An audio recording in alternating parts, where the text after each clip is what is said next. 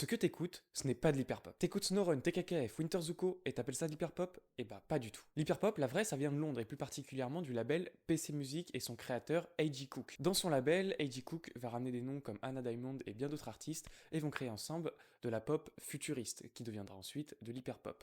Qu'est-ce que c'est? Ce sont des voix pitchées, des sons glitch, une esthétique entre guillemets un peu kawaii et un truc ultra coloré. Un peu plus tard arrive Sophie qui va démocratiser complètement le genre, avec des textes beaucoup plus profonds, une dimension plus expérimentale et beaucoup plus industrielle. Elle est aujourd'hui source d'inspiration pour beaucoup d'artistes pop et rap.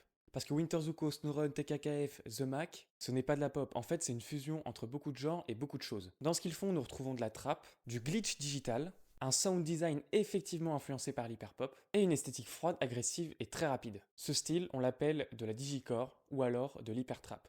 C'est un mélange entre de l'hyperpop et de la trap. Mais alors, pourquoi on se trompe? En fait, l'hyperpop c'est devenu un mot fourre-tout. Dès que ça glitch, dès que c'est digital, dès que ça va vite, les gens disent tout de suite ah bah c'est de l'hyperpop. Mais si tu te penches un peu sur le sujet et que tu compares les deux, l'hyperpop c'est de la pop futuriste, des voix pitchées, une esthétique brillante et exagérée et des mélodies pop. Tandis que la digicore c'est de la trap avec des 808 qu'on ne retrouve pas dans la pop classique et même dans l'hyperpop, des flows évidemment rap, mais on y retrouve aussi donc des sons glitchés à la hyperpop. Quand tu comprends ça, tu vas très vite que tes artistes préférés ne font pas de l'hyperpop mais bien de la digicore. Effectivement, ils ont été influencés par l'hyperpop, mais ne sont pas complètement dans ce genre musical. Je trouve que c'est assez cool de faire la différence parce qu'en France, on assiste à la naissance d'un nouveau genre musical qu'est la digicore, qui n'est pas une copie du label PC Music ni une version française de l'hyperpop, mais un son original, hybride, digital, influencé par internet, par la trap et par l'hyperpop dans ses sonorités. Et c'est ça qui rend cette scène unique. Si vous voulez une vidéo complète sur le sujet, sur la plateforme de vidéo rouge, n'hésitez pas à me dire en commentaire.